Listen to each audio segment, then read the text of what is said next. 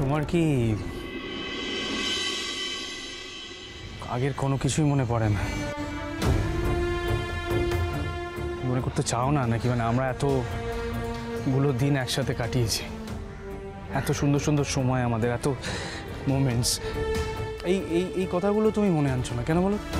ওই আমি তো পারছি না, আমাকে এত অপমান করছো, এত অসম্মান করছো, তারপরে আমি তো তোমাকে বলতে পারছি না। আমি এখনো ভেবে চলেছি, আমার প্রত্যেকটা দিন মনে হচ্ছে, প্রতিটা মুহূর্তে মনে হচ্ছে যে আজকে যদি আমি সাজির সামনে গিয়ে দাঁড়াই, সাজি নিজের ভুল বুঝতে পারবে, বলবে সৌরভ আমি সরি, আমি তোমাকে ভুল বুঝেছিলাম। কেন রাস্তায় দাঁড়িয়ে দাঁড়িয়ে সিন ক্রিয়েট করছো সৌরভ? তোমার একটু লজ্জা করছে না? কিন্তু তোমার সঙ্গে আমার কথা বলতে যে ঘৃণা বোধ হয়, সেটা কি সত্যি তুমি বোঝো না? সব কিছুর কিন্তু একটা শেষ থাকে সাজি। তুমি আমাকে অপমান করছো, কিন্তু সেটার লিমিট থাকা উচিত। এর জন্য পরে তোমার একদিন অনুতাপ হবে। ভয় দেখাচ্ছ নাকি? সুইসাইড করবে? করতেই পারো। তোমার মতো ছেলেরা সুইসাইড অ্যাটেম্প্ট করে সৌরভ, কিন্তু ঠিক ততটাই করে যেখান থেকে সে আবার বেঁচে ফিরে আসতে পারে।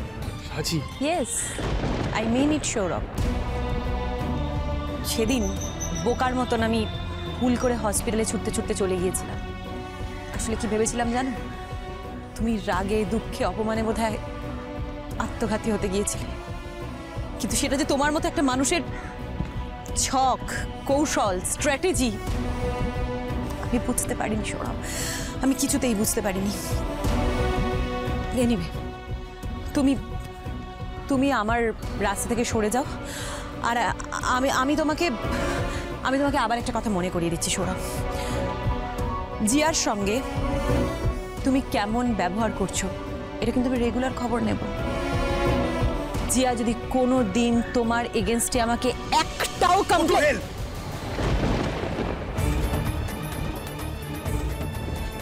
যেখানে ইচ্ছে চাওনি, যা ইচ্ছে করো।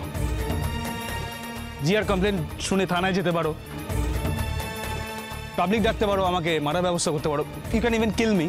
যা ইচ্ছে করো। আমি দেখতে চাই তুমি আর কতটা নিচে নামতে পারো, আর কি কি করতে পারো।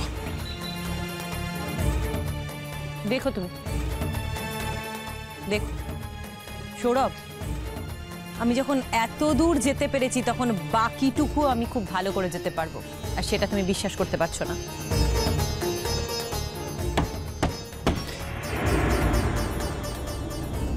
এখন মনে হচ্ছে যে আমি ভুলটা করেছি।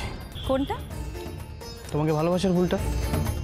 তোমার মতো একটা ভুল মেয়েকে ভালোবেসেছি, যার আমার ভালোবাসা পাওয়ার কোনো যোগ্যতাই নেই। বাহ,